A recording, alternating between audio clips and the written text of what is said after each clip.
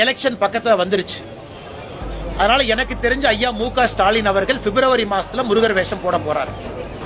ஒரு கையில வேலும் நெத்தியில பட்டை எடுத்துக்கிட்டு வெற்றிவேல் முருகனுக்கு அரோகரான் திமுக காரங்க சொல்றாங்களா இல்லையான்னு பாருங்க. 2021 கருப்பர் கூட்டம் வந்த உடனே தேர்தலுக்கு 3 மாசம் முன்னாடி எல்லாருமே வேல் பிடிச்சாங்க. திமுக நிகழ்ச்சினாவே வேல் தான் அன்பளிப்பு. இவங்களே சொல்லிடுவாங்க அறிவாலயத்துல இருந்து. யாராவது தலைவரை பார்க்க வந்தா நல்ல வேலா வெள்ளி வேலா பார்த்து வாங்கிட்டு வாங்கப்பா, சாதாரண வேலா வாங்கிட்டு வந்துடாதீங்க, வேலா கொடுங்க. எல்லாருமே அறிவாலயத்துல 2021 தேர்தலுக்கு முன்னாடி 3 மாசம் வேலா மட்டும் கொடுத்தாங்க. அந்த வேலை இவங்களும் பிடிச்ச புகைப்படம் இருக்கு.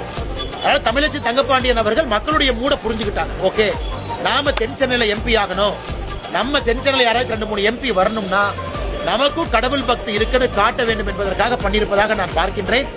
வருகின்ற காலத்துல திராவிட முன்னேற்ற கழகம் இந்த கபட வேடம் போடத்தான் போறாங்க. ஆனா மக்கள் அதை புரிஞ்சுக்கிட்டாங்க. என்ன வேடம் போட்டாலும் கூட மக்கள் தெளிவாக இருக்கின்றார்கள். ஆன்மீகத்திற்கே எதிரான ஒரு கட்சி திராவிட முன்னேற்ற கழகம். நான் இந்துக்களுக்கு எதிரான கட்சி என்பதை தாண்டி அடுத்தபடி போறேன். ஆன்மீகத்துக்கு எதிரான கட்சி திராவிட முன்னேற்ற கழகம். மக்கள் வீட்டுக்கு அனுப்புவாங்க.